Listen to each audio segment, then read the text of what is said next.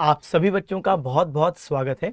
बच्चों, जैसा आप जानते हैं कि हमने आप सभी बच्चों के एग्ज़ाम के कैलेंडर को और साथ साथ जो आने वाली मैसिव भर्तियां हैं उन्हें देखते हुए, कम समय को देखते हुए एक ज़बरदस्त सीरीज़ शुरू की है। एसएससी सीजीएल हमारी टॉप प्रायोरिटी है, लेकिन इसका ये मतलब नहीं है कि जो हमारी क्लासेस चल रही हैं वो सिर्फ सीजीएल के ही बच्चों को यूज़फुल रहेंगी।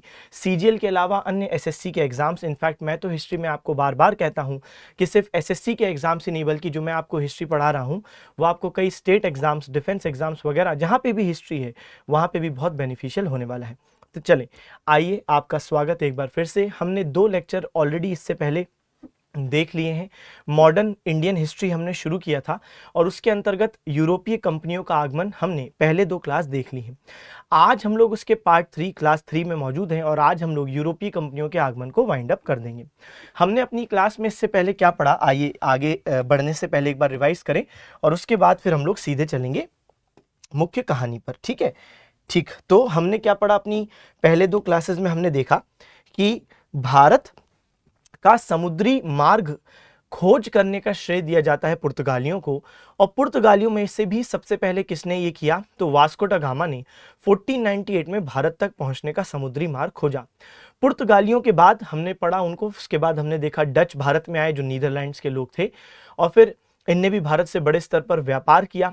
उसके बाद ब्रिटिश आए और हमने ये बात कर ली कि कैसे ब्रिटिशों की पुर्तगालियों से लड़ाइयाँ हुई, कैसे डच लोगों से लड़ाइयाँ हुई। अच्छा, आज हमें ब्रिटिशों को और डिटेल में पढ़ना है। हमने अपनी पिछली क्लास में ब्रिटिशों का आगमन ये डिस्कस कर लिया था, लेकिन अभी काफ़ी चीज़ें हैं जो हमें ब्रिटिशों में देखनी है। आइए, तो ब्रिटिशों में हम कहाँ तक पहुँचे उस पर भी चर्चा करते हैं। हमने ये बात कही कि साल 1600 में ब्रिटेन की उस समय की महारानी, जिनका नाम है एलिजाबेथ प्रथम, तो एलिजाबेथ फर्स्ट या एलिजाबेथ प्रथम ने साल 1600 में ब्रिटिश ईस्ट इंडिया कंपनी को 15 साल का व्यापारिक एकाधिकार दिया। यानी कहा कि मैं ब्रिटेन की महारानी एलिजाबेथ प्रथम 15 वर्षों के लिए भारत से व्यापार करने का एक ही कंपनी को अधिकार दे रही हूं, और वो है ब्रिटिश ईस्ट इंडिया कंपनी। इस तरीके से ब्रिटिश ईस्ट इंडिया कंपनी का जो स्थापना वर्ष है वो साल 1600 माना जाता है, और इसी वर्ष इनको 15 वर्षों का एकाधिकार रानी के द्वारा दिया गया। अब हमने जाते जाते ये भी डिस्कस कर लिया था कि भले ही साल 1600 में ब्रिटिश ईस्ट इंडिया कंपनी की स्थापना हुई, लेकिन साल 1602 में ब्रिटिश ईस्ट इंडिया कंपनी का पहला जहाज भारत आएगा, और वो जो पहला जहाज भारत आएगा उस जहाज का नाम होगा रेड ड्रैगन, और इस जहाज के जो कप्तान होंगे उनका नाम होगा जेम्स लैनकेस्टर। हमने ये भी पूरी बात कर ली। फिर हमने ये भी देखा कि इनने भारत से कोई व्यापार नहीं किया। भाई, इनने भारत से कोई व्यापार नहीं किया है ना, तो हमने ये बात कर ली थी कि इसको हम सही कर दें। ठीक, तो ये जरूर भारत आए, लेकिन इनने कोई भारत से व्यापार नहीं किया, अंडमान निकोबार वाले क्षेत्र में आए थे, आगे निकल गए। फिर हमने ये भी बात पढ़ी कि साल 1608 में एक जहाज जिसका नाम है हेक्टर, और उसके कप्तान जिनका नाम क्या है बच्चे? तो विलियम हॉकिंस।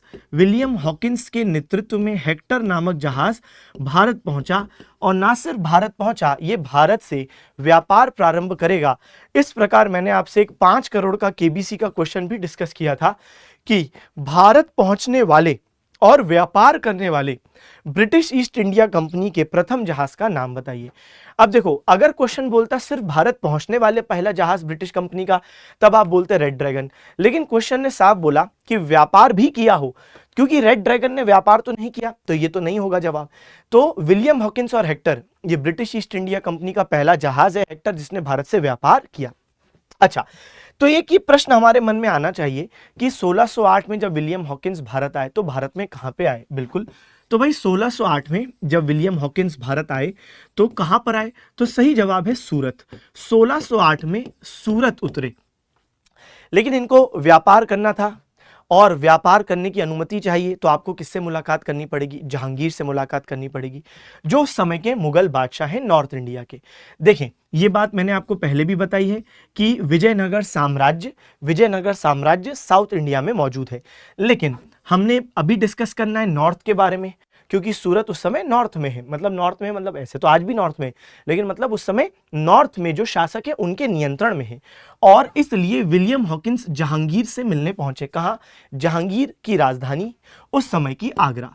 तो कुल मिला के आगरा में मुलाकात होती है 1609 में, किसकी? विलियम हॉकिंस की। अब जहांगीर तो मिलने जाएंगे नहीं भाई विलियम हॉकिंस से, जहांगीर तो उत्तर भारत के शासक हैं, बादशाह हैं, तो जाहिर सी बात है विलियम हॉकिंस को ही मिलने जाना पड़ेगा ना। तो विलियम हॉकिंस जहांगीर से आगरा मिलने पहुंचे साल 1609। कभी कभार ईयर भी आ जाता है कि विलियम हॉकिंस की जहांगीर से मुलाकात किस वर्ष हुई? 1609 में हुई।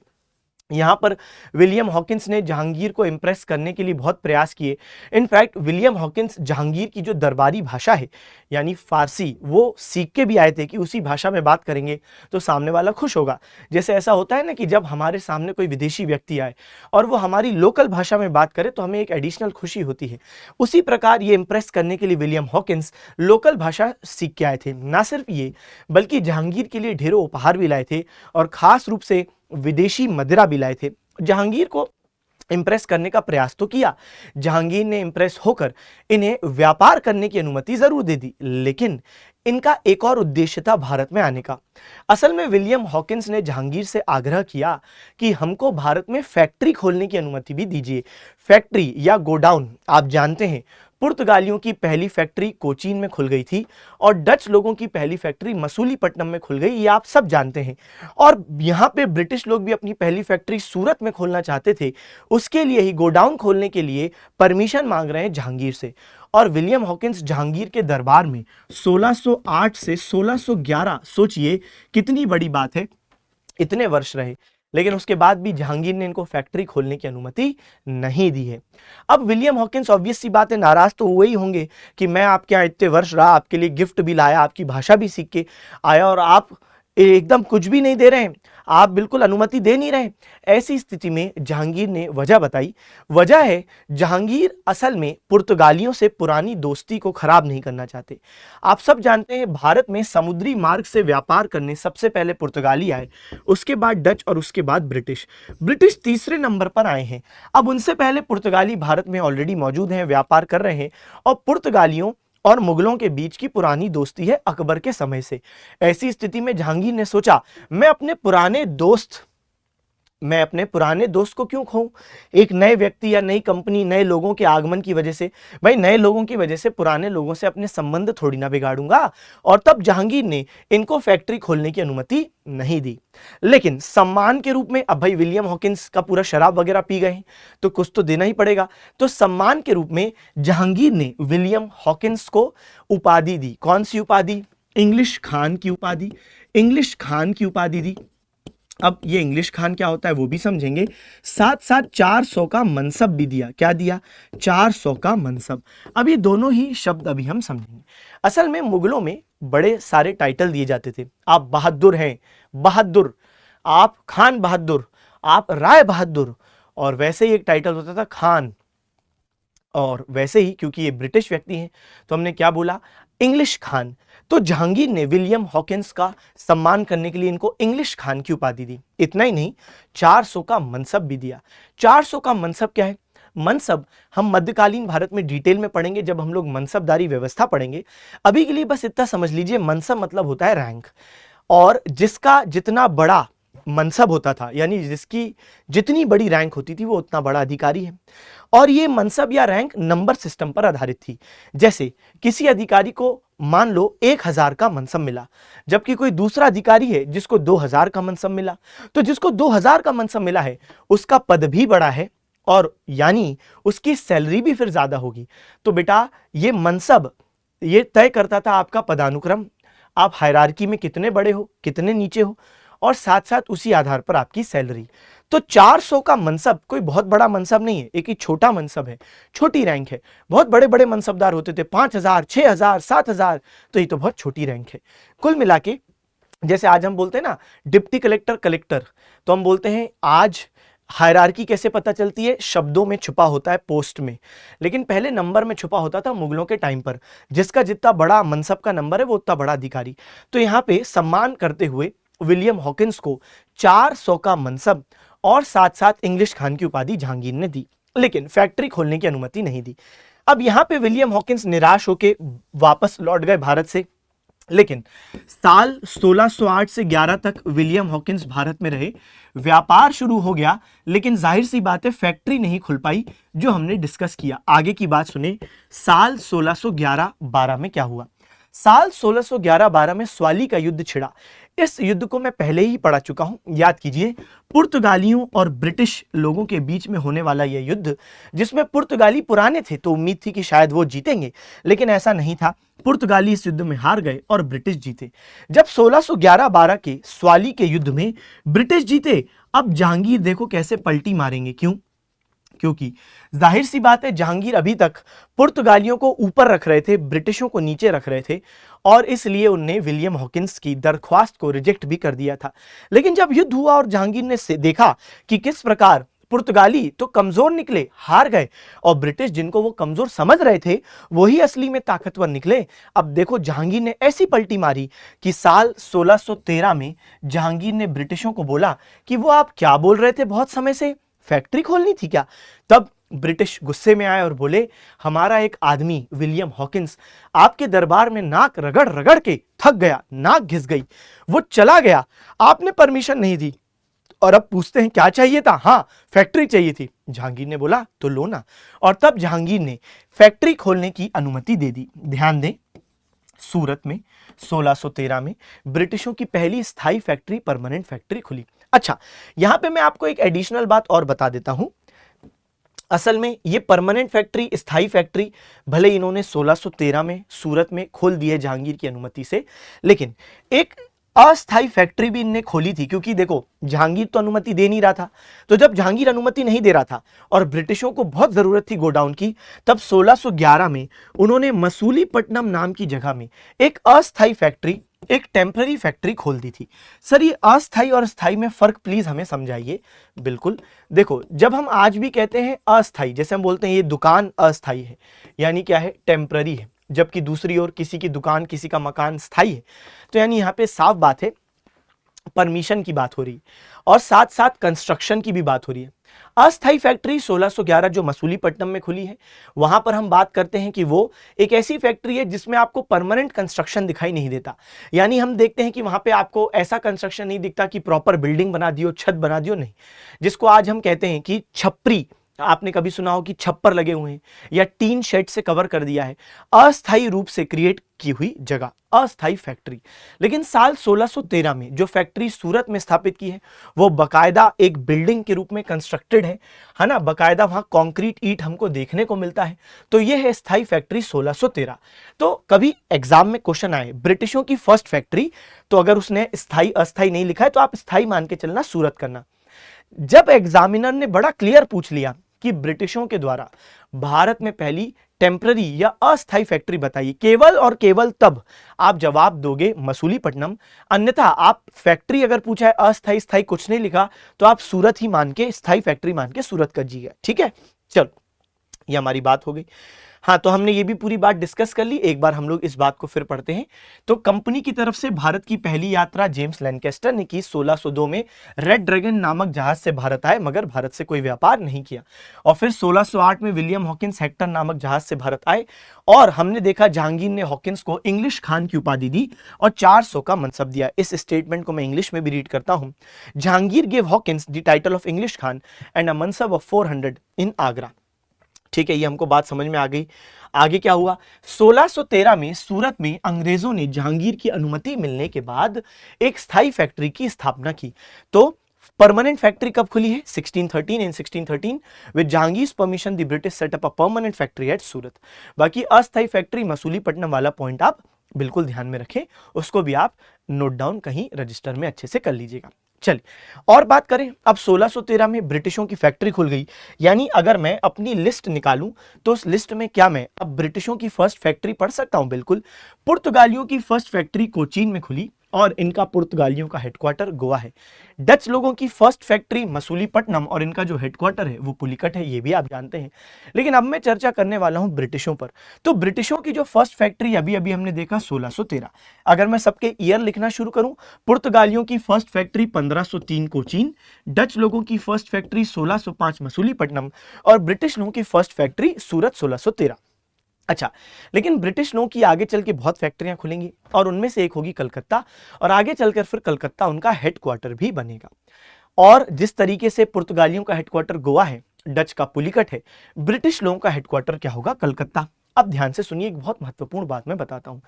धीरे धीरे ब्रिटिशों का व्यापार बढ़ेगा, धीरे धीरे हम ये भी देखेंगे कि भाई ब्रिटिशों ने इंडिया के कई क्षेत्रों पर कब्जा भी किया, वो हम लोग नेक्स्ट टॉपिक से डिस्कस करना शुरू करेंगे।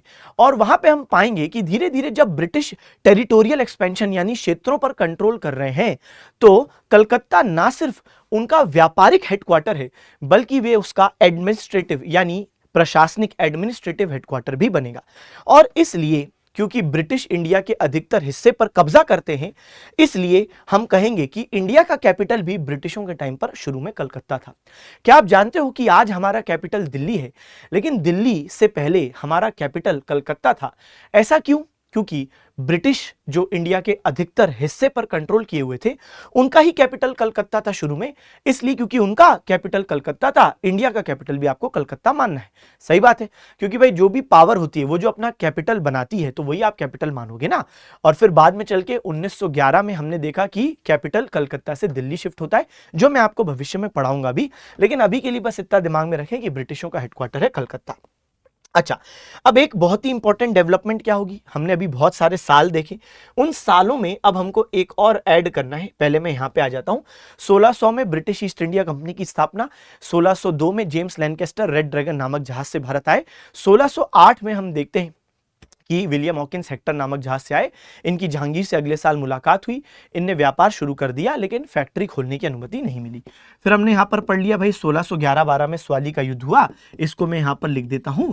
बाकी तो इस युद्ध के बारे में मैं आपको पुर्तगालियों में ऑलरेडी पढ़ा चुका हूं। और फिर हम देखते हैं कि 1613 में सूरत में एक परमानेंट फैक्ट्री खुल गई, इसको भी आप जानते हो। अब मैं आ जाता हूं सीधे 1615। 1615 में एक अन्य ब्रिटिश व्यक्ति जिनका नाम होगा थॉमस रो, अब वे भारत आएंगे। अब आपके मन में आ रहा होगा कि सर ये भारत क्यों आए हैं?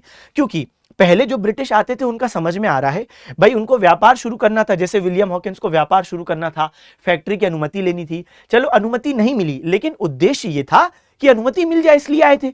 लेकिन अब तो फैक्ट्री खुल गई है। जब फैक्ट्री खुल गई है, व्यापार पहले से ही 1608 से हॉकिंस ने शुरू कर दिया, फैक्ट्री भी 1613 में खुली गई, तो अब जाके क्यों एक अन्य ब्रिटिश व्यक्ति क्यों जहांगीर से मिलने आया है? इस व्यक्ति का नाम है थॉमस रो। भले इसके नाम में रो है, लेकिन ये किसको रुलाएगा? ये किसको रुलाने वाला है? ये इंडियंस को रुलाने वाला है। ये जहांगीर से मिलते हैं और रिक्वेस्ट करते हैं कि जहांगीर जी, निश्चित रूप से अब हम फैक्ट्री खोल चुके हैं और बड़े स्तर पर व्यापार कर रहे हैं, विशेष रूप से सूरत वाले क्षेत्र से। लेकिन हम लोग जो व्यापार करते हैं, जब भी हम कोई सामान भारत के अंदर सूरत वाले क्षेत्र से ला रहे हैं या सूरत वाले क्षेत्र से बाहर ले जा रहे हैं, तो इधर बॉर्डर पर जो आपके अधिकारी खड़े हैं, ये हमसे ले रहे हैं ड्यूटी या टैक्स। और प्लीज हमसे ये ड्यूटी ना लिया जाए, क्योंकि फॉर एग्जांपल अगर हम 100 रुपए का सामान बाहर से खरीद रहे हैं और भारत के अंदर ला रहे हैं, तो आपके अधिकारी यहाँ पे हमसे ड्यूटी ले लेते हैं, टैक्स ले लेते हैं। 10 रुपए का मान लो टैक्स ले लिया, जिससे वो सामान हमारा महंगा हो जाता है, और महंगा हो जाएगा कोई सामान तो कम बिकेगा। कुल मिला के यहाँ पर प्रयास हो रहा है कि जहांगीर कर मुक्त व्यापार की यानी ड्यूटी फ्री ट्रेड की अनुमति दे दे। ध्यान से सुनिएगा, जहांगीर की बहुत ज्यादा तारीफ थॉमस रो ने की। इनफैक्ट थॉमस रो माना जाता है ना सिर्फ ढेरों उपहार लाए, उनने जहांगीर की तारीफ में बहुत सारी चीजें कही कि जहांगीर आप तो ये हैं, आप तो वो हैं। मैं तो मानता हूं कि दुनिया में हर एक व्यक्ति जब खाने का निवाला खाए तो निवाला खाने से पहले आपको शुक्रिया अदा करे, आप इतने महान हैं। जहांगीर कहते हैं बहुत खुश हुआ मैं, जैसे नहीं है वो डायलॉग मोगेम्बो खुश हुआ, वैसे जहांगीर खुश हुआ। थॉमस रो ने कहा इतना ही नहीं, मैं तो चाहता हूं दुनिया में जब भी कोई सांस ले तो पहले आपका नाम ले, उसके बाद सांस ले। अरे जहांगीर ने कहा वाह बहुत बढ़िया, मैं बहुत खुश हुआ, क्या मांगते हो मांगो। इनने बोला कर मुक्त व्यापार की अनुमति, ड्यूटी फ्री ट्रेड की अनुमति, और जहांगीर ने ये ड्यूटी फ्री ट्रेड की अनुमति दे दी। यहां पे मुगलों ने अपना ही नुकसान किया, ऑब्वियस सी बात है, क्योंकि जो टैक्स है, ड्यूटी है, किसको मिलने वाला है? ये तो मुगलों को ही मिलता था, सरकार को ही, लेकिन अभी नहीं मिलेगा। आज भी ड्यूटी लगती है। जैसे चाइना से आपने 10,000 रुपए का मोबाइल मंगवाया, अब जैसे ही वो मोबाइल या तो भाई प्लेन से आएगा तो एयरपोर्ट पे उतरेगा, या पानी के जहाज से आएगा तो सी पोर्ट पे उतरेगा, तो वहां पर कस्टम ड्यूटी के ऑफिसर्स दोनों जगहों पे खड़े होते हैं, जिनका यही काम होता है कि जो सामान आ रहा है, तो जो भी सरकार ने इंपोर्ट ड्यूटी तय की है उन पर वो आयात कर लगाओ। और 10,000 का मोबाइल अगर आपने मंगवाया और मान लो उस पर ₹1,000 की 10% उस पर इंपोर्ट ड्यूटी है, तो ₹1,000 की इंपोर्ट ड्यूटी आयात कर लग जाएगा, तो आपको कितने चुकाने पड़ेंगे? 11,000। महंगा हो गया आपके लिए सामान। तो यहां पे यही बोला जा रहा है कि प्लीज हमसे ये ड्यूटी ना लो, और जहांगीर इसके लिए भी मान जाते हैं। तो थॉमस रो ने करमुक्त व्यापार की अनुमति प्राप्त कर ली। अच्छा, आगे बढ़ने से पहले अब मैं आपको एक और चीज बताऊं। थ्योरी तो दिखाएंगे, लेकिन धीरे धीरे ब्रिटिशों की भारत में अन्य जगहों पर भी फैक्ट्रियां खुलेंगी। जैसे जैसे अभी हमने देखा सूरत में फैक्ट्री खुल गई, बिल्कुल। अब ध्यान दो, यहां पर इस वाले क्षेत्र में जिसको हम कह रहे हैं क्या, मद्रास, तो मद्रास वाले क्षेत्र में हम क्या देखते हैं, एक फैक्ट्री खुलने वाली है ब्रिटिशों की। और ये जो मद्रास वाले क्षेत्र में ब्रिटिशों की फैक्ट्री खुलेगी, इस फैक्ट्री को जो खोलने का श्रेय है वो किसे दिया जाता है? एक व्यक्ति जिनका नाम है फ्रांसिस डे। तो बेटा फ्रांसिस डे नाम के व्यक्ति ने एक फैक्ट्री मद्रास में खोल दी। तो यहां पर मैं नाम लिख देता हूं, क्या नाम है भाई? Francis day. तो मद्रास में फैक्ट्री खोली है फ्रांसिस डे ने। इनफैक्ट इस फैक्ट्री को एक नाम भी दिया गया था जिसको हम कहते हैं फोर्ट सेंट जॉर्ज। क्या नाम मिला था? Fort Saint George. परेशान ना हो, अभी मैं जब थ्योरी दिखाऊंगा तो थ्योरी में ये पूरी चीज आपके सामने लिखी हुई मिलेगी, तो अभी आप सिर्फ सुनते जाइए। फोर्ट सेंट जॉर्ज ये है मद्रास में जो फैक्ट्री खोली गई थी। आगे चलकर एक फैक्ट्री खुलेगी बॉम्बे में। तो बॉम्बे में जो फैक्ट्री खोली जाएगी, उसको कौन व्यक्ति खोलेंगे, आइए इस बारे में भी चर्चा करें। तो फैक्ट्री खोलने वाले व्यक्ति का नाम है गेराल्ड ऑन्गियर। क्या नाम है बच्चे? गेराल्ड ऑन्गियर। तो गेराल्ड ऑन्गियर नाम के व्यक्ति ने बॉम्बे में एक फैक्ट्री खोली। अच्छा, यहां पर कलकत्ता में भी एक फैक्ट्री खुलेगी, और जो कलकत्ता में जो फैक्ट्री खुलेगी उसको कौन स्थापित करेगा? तो एक व्यक्ति जिनका नाम होता है जॉब चेरनॉक। क्या नाम होता है बच्चे? तो जॉब चेरनॉक नाम के व्यक्ति होते हैं जो कलकत्ता में एक फैक्ट्री स्थापित करने वाले। पहले मैं लिख देता हूं, फिर मैं और एक विशेष बात इनके बारे में बताऊंगा। तो जॉब चेरनॉक। चलो भाई, अब एक बात ध्यान से सुनना। कहानी यह है कि फ्रांसिस डे ने जो मद्रास में फैक्ट्री स्थापित की, उससे पहले मद्रास एक टाउन था, एक आप कह सकते हो छोटा सा टाउन है, कस्बा टाइप है। और जब यहाँ पे फैक्ट्री स्थापित हुई तो गोडाउन है, बड़े स्तर पर अब व्यापारी खरीदने बेचने सामान इस क्षेत्र में आए। जब बहुत सारे व्यापारी आए तो उनके रुकने के लिए आसपास लॉज, होटल वगैरह खाने के लिए आ गए। धीरे धीरे हमने देखा कि मद्रास किस तरीके से एक टाउन से एक बड़ी सिटी में कन्वर्ट हो जाता है। इसलिए आधुनिक मद्रास शहर को स्थापित करने का श्रेय फ्रांसिस डे को दिया जाता है ना। ये कुछ ऐसी बात है कि जैसे मान लीजिए कि दृष्टि ने अपना एक सेंटर किसी जगह पे खोला। उस सेंटर के खुलने के बाद बच्चे आने लगे, बच्चे आएंगे तो बच्चे रहेंगे तो हॉस्टल आ गए, खाना खाएंगे तो मेस आ गए, रेस्टोरेंट्स आ गए, फिर चाय पिएंगे तो हमने देखा टी लॉजी, अमृतुल्यम, बहुत सारी ऐसी जो चाय की वो है ना कंपनीज, दुकानें, वो आ गई। फिर स्टेशनरी लगेगी, है ना, सामान खरीदेंगे बेचेंगे तो स्टेशनरी आ जाती है। फिर हम और भी चीजें देखते हैं कि धीरे धीरे एक छोटी सी जगह एक एजुकेशनल हब में तब्दील हो जाता है। उसी प्रकार यहां पे फैक्ट्री खोलने के बाद मद्रास एक सिटी में कन्वर्ट हो गया, इसलिए आधुनिक मद्रास शहर को बसाने का श्रेय फ्रांसिस डे को दिया जाता है। तो who is credited with establishing the modern city of Madras? तब हम लोग क्या जवाब देते हैं? Francis day. सिमिलरली यहां पर बॉम्बे स्थापित करने का श्रेय गेराल्ड ऑन्गियर को, और कलकत्ता शहर स्थापित करने का श्रेय जॉब चेरनॉक को दिया जाता है। यहां पर मैं एक और बात जोड़ता हूं, ये जो जॉब चेरनॉक ने कलकत्ता में फैक्ट्री स्थापित की, इसको एक नाम भी मिला, फोर्ट विलियम। क्या नाम मिला? Fort William. तो ये कहलाई फोर्ट सेंट जॉर्ज और ये कहलाया fort William. Such Bombay factory को एसच कोई नाम नहीं था। तो यहां पे हमने कोई नाम डिस्कस नहीं किया बॉम्बे के लिए, ठीक है।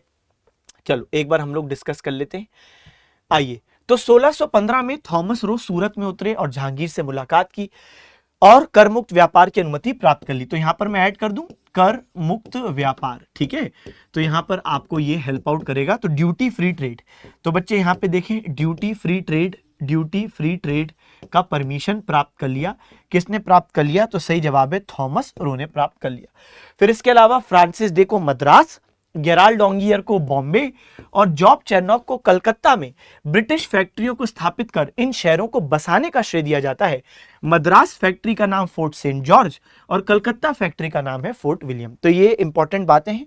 Francis Day in Madras, Gerald Aungier in Bombay, Job Charnock in Calcutta are credited with establishing these cities by establishing British factories here. Madras factory Fort Saint George, Calcutta factory कहलाती है फोर्ट विलियम, ठीक है। चले आगे बढ़ना है। अगली चीज को देखते हैं। आइए, अब कुछ प्रश्न हैं आपके लिए। मुझे आशा है कि इस प्रश्न को आप बिल्कुल बना पाएंगे। हमने इसको डिस्कस किया है। मैं हट जाता हूं ताकि आपको अच्छे से व्यू दिख जाए क्वेश्चन का। हाँ जी,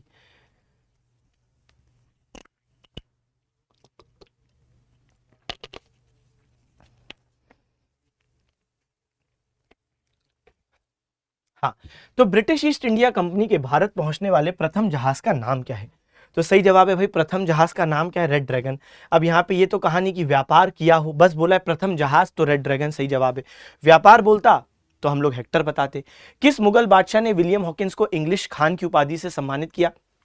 चलिए, ये भी अगेन बहुत सिंपल। तो आप जानते हैं कि भाई जहांगीर ने विलियम हॉकिंस को इंग्लिश खान और 400 का मनसब दिया। चलिए, इसके अलावा भारत में 1613 में अंग्रेजों ने अपनी पहली फैक्ट्री कहां स्थापित की थी? Where in India did the British establish their first factory in 1613? 1613 में ब्रिटिशों ने अपनी पहली फैक्ट्री कहां स्थापित की? तो देखो, सूरत इसका एकदम इजी सा जवाब, कोई दिक्कत वाली बात नहीं, यहाँ पे भी नहीं। अब देखो, मैं इस मैप में हाईलाइट कर देता हूं सबकी फर्स्ट फैक्ट्री। देखो, जब हम बात करते हैं पोर्चुगीज, तो इनकी फर्स्ट फैक्ट्री कहां खुली है? 1503 कोचीन। फिर हम बात करते हैं डच, इनकी फर्स्ट फैक्ट्री कहां खुली है? तो मसूलीपट्टनम में डच लोगों की फर्स्ट फैक्ट्री। और अब हम किसकी बात करते हैं? ब्रिटिश। तो बेटा ब्रिटिश लोगों की फर्स्ट फैक्ट्री कहां पर है? सूरत में खुली है। ये फैक्ट्री मतलब मैं 10 बार बता चुका हूं, गोडाउन है ना, यहाँ पे सामान रखा जाता है। यहाँ पे कोई ऐसा नहीं कि अंदर मशीनें लगी हैं, सिर्फ सामान रखने की जगह है, वेयर हाउसेज है। चलिए, और बात करते हैं, आगे देखते हैं। यहाँ पे आप देख पा रहे होंगे जो जॉब चेरनॉक है, जिनने कलकत्ता में फैक्ट्री स्थापित की, फोर्ट विलियम, तो यही इस तरीके से जॉब चेरनॉक दिखाई देते थे। चलिए, अब यहां पर मैं एक बहुत इंपॉर्टेंट अपडेट आपको दे रहा हूं। अब हुआ क्या, ये प्रश्न हमारे मन में आ सकता है कि सर ये तो बताइए कि ये जैसे बॉम्बे वगैरह हो गया, ये कैसे ब्रिटिशों के पास आया?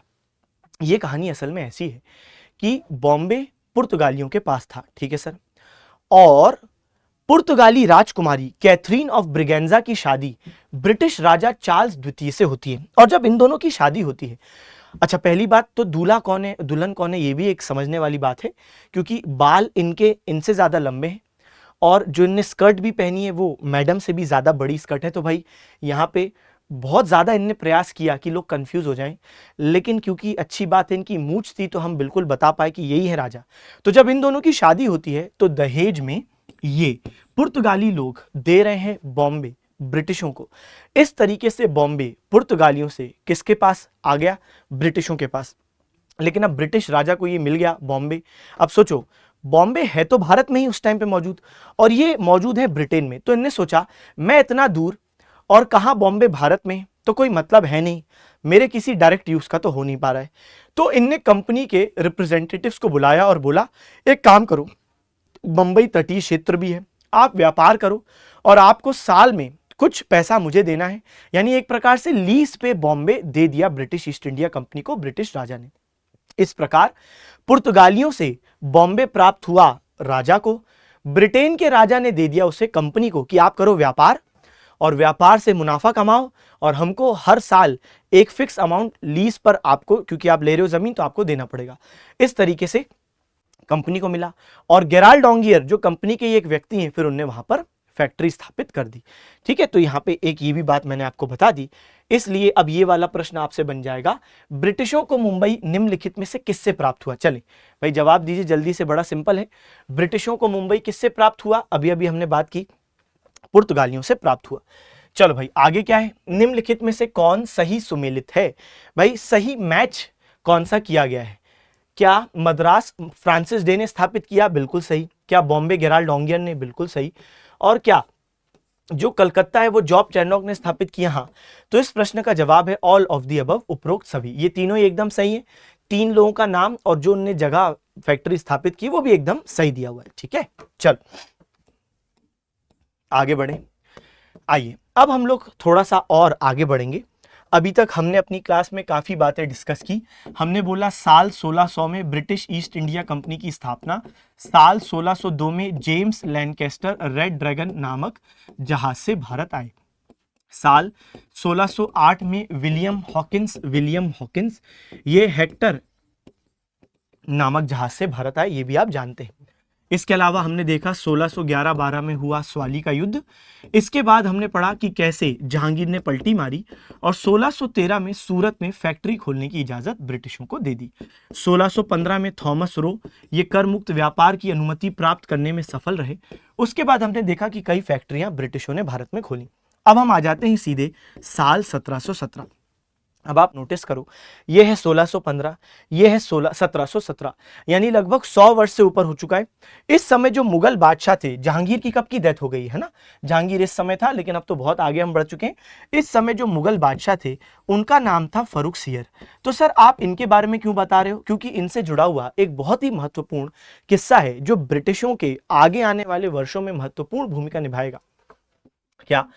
असल में फर्रुखसियर जो एक मुगल बादशाह थे, इनको एक समस्या थी और इनको समस्या ये थी कि इनको पांव में एक फोड़ा था। ठीक है बेटा, इनको पांव में क्या था? एक फोड़ा था और बहुत ही वो ऐसा फोड़ा था कि उसकी वजह से जहर इनके ना सिर्फ पांव में बल्कि अब शरीर में भी फैलना शुरू हो गया था। इंग्लिश मीडियम के जो छात्र हैं बेटा, फोड़ा इंग्लिश में आप देखो तो उसके लिए भी कोई शानदार शानदार शब्द होंगे ना, फावड़ा। जैसे हम लोग देखते हैं ना कि कई बार यूरोपीय लोगों ने बहुत सारे नाम बदल दिए अपनी कन्वीनियंस से, वैसे ही फोड़ा को आप मान सकते हो फावड़ा। तो बेटा फावड़ा था। चलिए, अब फर्रुखसियर को जो पांव में फोड़ा था उससे जहर फैल रहा था। इनने कई सारे इंडियन डॉक्टर्स को दिखाया। इंडियन डॉक्टर्स ने तो ये तक कह दिया कि भाई पांव काटना पड़ेगा पूरे शरीर को बचाने के लिए। कुछ ने तो ये भी कह दिया कि अब जहर बहुत बड़े स्तर पर फैल चुका है और अब आपको बचाया ही नहीं जा सकता, अब आप मरने वाले हो। ऐसी स्थिति में फर्रुखसियर ऑब्वियस सी बात है बहुत ही ज़्यादा डीमोटिवेटेड फील करते थे। कोई भी इनसे मिलने आता था तो इस तरीके से बात करते थे कि अब हम क्या बताएं, हम तो कभी भी मर जाएंगे, हमसे आप क्यों पूछ रहे हैं, हमसे मत पूछिए, हम तो जाने वाले। और तब ऐसी स्थिति में एक बार एक ब्रिटिश प्रतिनिधि दल इनके पास आया, ब्रिटिश कंपनी का एक ग्रुप इनसे मिलने आया और तब उनने कहा कि हमें आपसे कुछ बात करनी है। इनने कहा हमसे क्या बात करनी है, हम आज हैं कल नहीं है, हम तो मरने वाले हैं। इतना ज़्यादा ये डिप्रेशन में था। तब भाई जो ब्रिटिशों के दल में एक डॉक्टर था, उनका नाम था जॉर्ज हैमिल्टन। तो उनने बोला कि एक बार आप मुझे बताएंगे कि क्या हुआ है भाई, हो सकता है मैं आपको ठीक कर दूं। ये कहते हैं ऐसा तो सब बोलते हैं, सब उम्मीद की किरण दिखाते हैं, रोशनी दिखाते हैं, उसके बाद कहते हैं तुम मरने वाले हो, इसलिए अब मेरा पूरा विश्वास सब पर खत्म हो गया है, मैं तो जाने वाला हूँ। जॉर्ज हैमिल्टन ने कहा जब आप जाने ही वाले हो तो मुझे अपनी बीमारी दिखा के मरो। तब इनने बताया कि हमको पाँव में फोड़ा हवगाओ। और तब ऐसी स्थिति में जॉर्ज हैमिल्टन ने इनका इलाज शुरू किया। ना सिर्फ इलाज शुरू किया, सफलतापूर्वक इनको ठीक भी कर दिया। अब आप सोच के देखिए कि जो व्यक्ति दुनिया से उम्मीद हार चुका हो और जिसको मन में ये आ चुका हो कि मैं तो मरने वाला हूँ, उस व्यक्ति को ठीक कर दिया गया है। तो ऐसी स्थिति में बहुत खुशी की बात है इनके लिए, तो जीवन दान मिला। ऐसी स्थिति में ये जॉर्ज हैमिल्टन और ब्रिटिशों से इतना खुश हुए कि बोल दिए कि क्या मांगते हो, बताओ क्या चाहिए, मैं खुश हुआ, मैं पूरी करूंगा मांगे। तब ब्रिटिशों ने एक पूरी लिस्ट ऑफ डिमांड्स इनके सामने रखी। एक पूरी उनने लिस्ट बना के दी कि भाई ये ही हमारी मांगे हैं। और फर्रुखसियर इतने खुश थे क्योंकि मरने वाले थे, इनको जीवन दान मिला है, इसलिए इन्हें एक फरमान यानी एक शाही आदेश जारी किया और ब्रिटिशों की मांगों को पूरा कर दिया। और इसलिए 1717 में फर्रुखसियर द्वारा जो ये फरमान, जो शाही आदेश कुछ इस तरीके से जारी किया गया, तो इसी फरमान को हम बोलते हैं मैग्ना कार्टा। क्या बोलते हैं बच्चे? कि कंपनी के लिए ये तो मैग्ना कार्टा सिद्ध हो गया। अब ये मैग्ना कार्टा क्या होता है, थोड़ी देर में ही आपको ये पूरी कहानी बिल्कुल समझ में आ जाएगी। चलिए सुनते रहिए।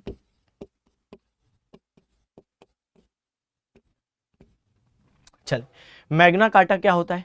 1717 में फर्रुखसियर द्वारा कंपनी को जो आदेश दिया गया, फरमान जारी किया गया, कंपनी के लिए आदेश जारी किया गया सभी लोगों को कि सुनो अब से ये सारी चीजें होंगी। सबसे पहला, इनमें कंपनी की बहुत सारी मांगे पूरी हुई थी, है ना। जैसे कंपनी ने एक मांग रखी थी कि बंगाल, बिहार, उड़ीसा से अब हम लोग बड़े स्तर पर व्यापार करते हैं तो यहाँ के लिए हमको कर मुक्त व्यापार की अनुमति दी जाए। और इस फरमान में फर्रुखसियर ने वो अप्रूव कर दिया।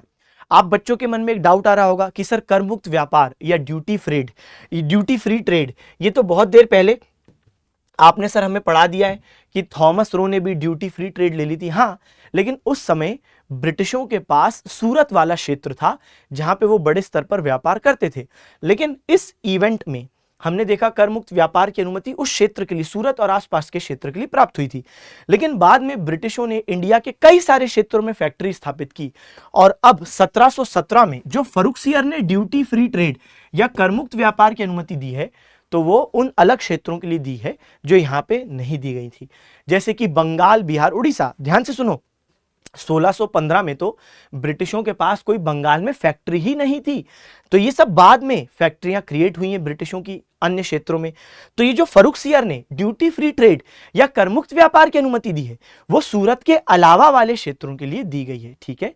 और मुख्य रूप से बंगाल, बिहार, उड़ीसा, इन क्षेत्रों में अब बड़े स्तर पर ब्रिटिश व्यापार करते हैं और वो बहुत सारा सामान इंडिया के अंदर ला रहे हैं इस क्षेत्र से, बहुत सारा सामान इंडिया के बाहर ले जा रहे हैं बंगाल, बिहार, उड़ीसा से, लेकिन उनको बॉर्डर पर टैक्स देना पड़ता है। लेकिन फर्रुखसियर के इस फरमान से, इस आदेश से अब उनको वो टैक्स नहीं देना पड़ेगा इन क्षेत्रों में भी। साथ साथ ब्रिटिशों ने एक और मांग रखी थी कि हमारे ब्रिटिश मुद्रा, ब्रिटिश करेंसी इंडिया में भी वैलिड कर दी जाए। अब फर्रुखसियर इतने ज्यादा खुश थे कि इन्होंने ये भी परमिशन दे दी, जबकि ये बिल्कुल समझदारी वाली बात नहीं है। आप ये सोच के देखें कि आज इंडिया में करेंसी सिर्फ एक नोट, एक कागज नहीं है, बल्कि करेंसी सिर्फ एक मीडियम ऑफ एक्सचेंज नहीं है, बल्कि वो हमारे देश को बांधे रखता है। आप कश्मीर चले जाओ, आप तमिलनाडु चले जाओ, आप नॉर्थ ईस्ट कहीं चले जाओ, आप गुजरात चले जाओ, कहीं पे भी जाओ, आप देखते हो कि इंडिया की करेंसी कॉमन है, वो है वही वाले नोट जिसमें गांधी जी हैं। सही बात है ना। तो बेटा कैसे आज हम कोई दूसरी करेंसी, दूसरे देश की करेंसी को कैसे अप्रूव कर दें? ये तो मतलब एकदम हमारे देश की यूनिटी के भी खिलाफ होगा कि भाई हम अलग अलग करेंसीज अलग अलग क्षेत्रों में यूज कर रहे हैं या दूसरे देशों की करेंसी अपने देश में यूज करें। तो यहां पे फर्रुखसियर लेकिन इतना खुश थे क्योंकि उनका फोड़ा ठीक हो गया है कि बच्चे उनने खुश होकर कर मुक्त व्यापार का की अनुमति भी दी और साथ साथ ब्रिटिशों की मुद्रा को भारत में चलाए जाने की अनुमति भी दी। इतनी सारी अनुमतियां ब्रिटिशों को जो प्राप्त हुई हैं, इसी की वजह से कहते हैं इसको मैग्ना कार्टा। अब चलिए आइए, मैग्ना कार्टा क्या होता है, मैं थोड़ी देर पहले इस पे बताने वाला था, अब हम लोग चर्चा करते हैं। मैग्ना कार्टा समझने के लिए हमको कुछ साल पहले चलना पड़ेगा। 1215 में ब्रिटेन चलते हैं। चलिए सर, तो सन 1215 में, जैसे आज अभी चल रहा है 2025, सन 1215 में ब्रिटेन में एक राजा थे जिनका नाम था जॉन प्रथम। और ये जो जॉन प्रथम नाम के राजा थे, इनको युद्ध लड़ना बहुत पसंद था। जैसे लोगों की हॉबी क्या होती है, किसी की होती है म्यूजिक, किसी की होती है डांसिंग, किसी की होती है सिंगिंग, लेकिन जॉन प्रथम की जो हॉबी थी वो हॉबी थी युद्ध लड़ना। जब कभी भी ये बोर होते थे ये युद्ध लड़ लेते थे। एक बार 1215 में इनने स्कॉटलैंड पर अटैक कर दिया, जबकि स्कॉटलैंड कुछ भी इनको किसी तरीके से परेशान नहीं कर रहा था, लेकिन फिर भी इनने स्कॉटलैंड पर ना सिर्फ हमला कर दिया बल्कि ब्रिटेन के लोगों पर टैक्स बढ़ा दिया कि मैं युद्ध लड़ रहा हूं और युद्ध में बहुत पैसा खर्च होता है, तो आइए मुझे पैसा दीजिए। बताइए, तो लोग ब्रिटेन के अपने ही राजा से बहुत परेशान थे क्योंकि ये युद्ध लड़ता था अपनी खुद की हॉबी के लिए, इसको आता था मजा, लेकिन उसकी भरपाई करनी पड़ती थी ब्रिटेन की आम जनता को, उनसे टैक्स लिया जाता था बड़ा बड़ा के। इसलिए ब्रिटेन की जनता ने इनको वार्निंग दी कि अब आप किसी पर भी युद्ध नहीं करेंगे क्योंकि हम अफेक्ट होते हैं, हमारी स्थिति, हमारी लाइफ खराब होती है। आपका क्या है, शानो शौकत से जीते हो। लेकिन जॉन प्रथम ने अपने ही लोगों को चिल्ला दिया कि मैं राजा हूं, मुझे ना बताया जाए। तब लोगों ने अपनी एक सेना बनाई और लोगों की सेना जॉन प्रथम की सेना से लड़ रही है। बताइए, यानी ब्रिटेन में गृह युद्ध, सिविल वॉर छिड़ गया, जहां पे एक तरफ राजा की सेना, दूसरी तरफ ब्रिटेन के ही लोगों की सेना अपने ही राजा के खिलाफ लड़ रही है। लेकिन इस लड़ाई में जॉन प्रथम हार गए और तब लोगों ने ब्रिटेन के जॉन प्रथम को कुर्सी पर बिठाया और कहा, यह एक दस्तावेज हमने बनाया है, इस पर साइन करो। जॉन प्रथम ने बोला, इसमें क्या लिखा है? लोगों ने एक झापड़ मारा, जितना बोल रहे हैं उतना करिए, साइन करिए। और जॉन प्रथम को मजबूरन हस्ताक्षर करने पड़े। इस दस्तावेज में ब्रिटेन के लोगों ने बहुत सारे अधिकार जॉन प्रथम राजा से अपने खुद, यानी लोगों ने अपने पास कर लिए और दस्तावेज में लिखवा दिया कि मैं जॉन प्रथम खुशी खुशी अपने होश आवास में ये अधिकार अपने से मूव करके, शिफ्ट करके मैं ब्रिटेन की आम जनता को देता हूं, और साइन करवा लिया इनसे। इस तरीके से ढेरों अधिकार लोगों ने प्राप्त किए। उस दिन से लेकर आज तक जब भी कभी ढेरों अधिकार किसी को दिए जाते हैं तो हम कहते हैं कि अरे वाह, ये तो आपके लिए मैग्ना कार्टा जैसी बात हो गई। असल में फर्रुखसियर ने 1717 में ढेर सारे अधिकार कंपनी को दिए, तो हमने तुलना की कि अरे वाह, ये तो कंपनी के लिए मैग्ना कार्टा जैसी बात हो गई।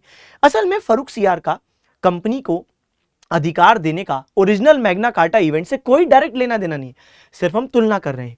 जैसे मोहल्ले में जब कोई बहुत अच्छा क्रिकेट खेलता है तो हम बोलते हैं कि अरे वाह, तुम तो यहाँ के सचिन तेंदुलकर हो। असल में वो व्यक्ति जो अच्छा क्रिकेट खेल रहा है मोहल्ले में, उसका ओरिजिनल सचिन तेंदुलकर से डायरेक्टली कोई लेना देना नहीं है, लेकिन हम तुलना कर रहे हैं कि अरे वाह, जैसे सचिन तेंदुलकर अच्छा क्रिकेट खेलता, आप भी अच्छा क्रिकेट खेल रहे हो। वैसे ही जैसे 1215 में जॉन प्रथम ने लोगों को ढेर सारे अधिकार दिए, वैसे ही 1717 में फर्रुखसियर ने कंपनी को ढेरों अधिकार दिए। तो ये तो कंपनी के लिए मैग्ना कार्टा जैसी बात हो गई। जैसे मान लो मैं तुम लोगों को ढेरों अधिकार दे दूं कि तुम डिसाइड करो कि कौन सी क्लास कितने बजे लगेगी, कौन सी क्लास पहले होगी, कौन सी क्लास बाद में होगी, सब आप बच्चे डिसाइड करो। कितनी हफ्ते में छुट्टियां चाहिए, सब आप डिसाइड करो। तो मैं कह सकता हूं अरे वाह, ये तो आपके लिए मैग्ना कार्टा जैसी बात हो गई। समझ गए? बस यही है। तो जब भी किसी को ढेरों अधिकार दिए जाएंगे हम कहेंगे कि तो मैग्ना कार्टा जैसी बात हो गई। तो 1717 में फर्रुखसियर एक गंभीर फोड़े से पीड़ित थे, जिसका सफलतापूर्वक इलाज जॉर्ज हैमिल्टन डॉक्टर ने किया, और फर्रुखसियर ने खुश होकर इसी वर्ष एक फरमान जारी किया जिसे कंपनी के इतिहास का मैग्ना कार्टा कहा गया। इसके अंतर्गत बंगाल, बिहार, उड़ीसा में कर मुक्त व्यापार का अधिकार प्राप्त हुआ। सो इन 1717 Farrukhsiyar was suffering from a severe disease which was successfully treated by Hamilton. Then Farrukhsiyar was pleased and issued a farman in 1717 which came to be called Magna Carta of company's history, under which he gave right to tax free trade in Bengal, Bihar, Orissa. अच्छा, एक बात ध्यान से सुनिएगा बेटा, बंगाल, बिहार, उड़ीसा भले ही मैं लिख अलग अलग रहा हूं, लेकिन क्या आप जानते हैं उस समय बंगाल, बिहार, उड़ीसा ये एक ही प्रांत था। बंगाल, उस समय का बंगाल बहुत बड़ा था, और आज समझाने के लिए आपको मैंने इसको अलग अलग लिखा है कि बंगाल, बिहार, उड़ीसा, ताकि आप आज के मैप से रिलेट कर पाओ। लेकिन उस समय बिहार और उड़ीसा असल में बंगाल प्रांत के ही अंदर आते थे। उस टाइम पर बिहार और उड़ीसा नाम के राज्य नहीं थे। तो ये जो क्षेत्र हैं बिहार और उड़ीसा वाले, ये बंगाल प्रांत के अंदर थे। बंगाल उस समय के इंडिया का सबसे बड़ा प्रांत था। ठीक है, चलिए हमने ये भी पढ़ लिया। तो किस मुगल बादशाह ने 1717 में ब्रिटिश कंपनी को बंगाल से व्यापार करने के लिए कर मुक्त व्यापार की अनुमति दी? तो सही जवाब है बच्चे फर्रुखसियर, क्योंकि यहां पर क्या लिखा है 1717। यही अगर क्वेश्चन बोलता कर मुक्त व्यापार की अनुमति दी 1615 में, तब आप जवाब क्या देते बेटा? जहांगीर। ये भी बिल्कुल सही है, लेकिन 1717 में किसने दी है? फर्रुखसियर ने दी है। चलिए आइए आगे बढ़े।